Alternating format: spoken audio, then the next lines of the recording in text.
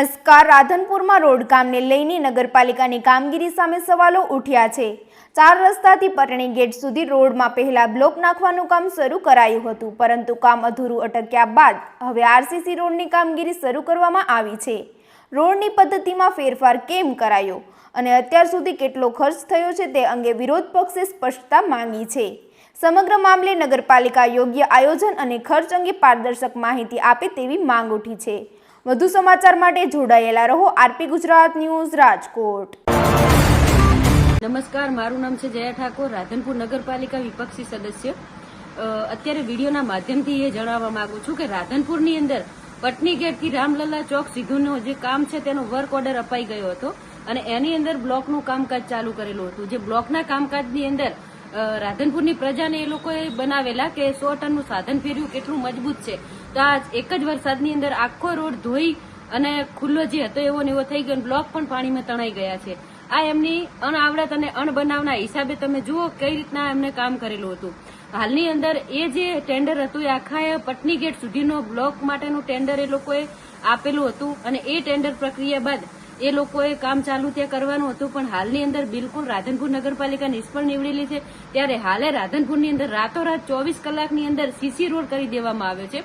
જે અગાઉ એમને ટેન્ડર પ્રક્રિયાની અંદર જે બ્લોક માટેનું કામ આપેલું હતું, જેનો વર્ક ઓર્ડર અપાઈ ગયો હતો, એ ટેન્ડર પ્રક્રિયા કરવામાં આવી નથી. કોઈ જનરલ બોર્ડ બોલાવવામાં આવેલું નથી કે કોઈ નિર્ણય કે કોઈ ઠરાવોની અમને કોઈ જાહેરાત કે કોઈ જગ્યાએ અમને દેખાડવામાં આવ્યું નથી.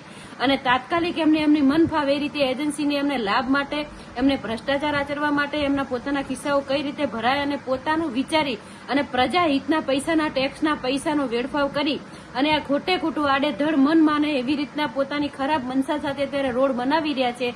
રોડની અંદર કઈ રીતની શું પ્રક્રિયાઓ આવે એનાથી પણ બધાને વંચિત રાખવામાં આવી રહ્યા છે. હાલની અંદર આરસી અને જે અમે હમણાં એન્જિનિયરને ફોન કરેલો તો એન્જિનિયરે અમને એવો જવાબ આપેલો કે તમે સીઓ બેનને પૂછો. તો સીઓ બેનને પૂછીએ તો સીઓ બેન એવું કહે છે તમે લેખિત આપો. અત્યારે અમે લેખિત આખું તૈયાર કર્યું છે. લેખિત આપવા છતાં અમને તો ખ્યાલ જ છે આ 51 કે 52મું લેખિત અમારું છે કે વારંવાર અમે માગીએ છીએ પણ અમને ક્યારે જવાબ આપવામાં આવતા નથી. મૌખિક કહીએ તો લેખિત આપો, લેખિતના આરટીઆઈના કે સિંગલ કોઈ જવાબ આપવામાં આવતા નથી. છતાંય અમે જે પ્રક્રિયાના ભાગરૂપે લેખિત પણ આપવાના છીએ.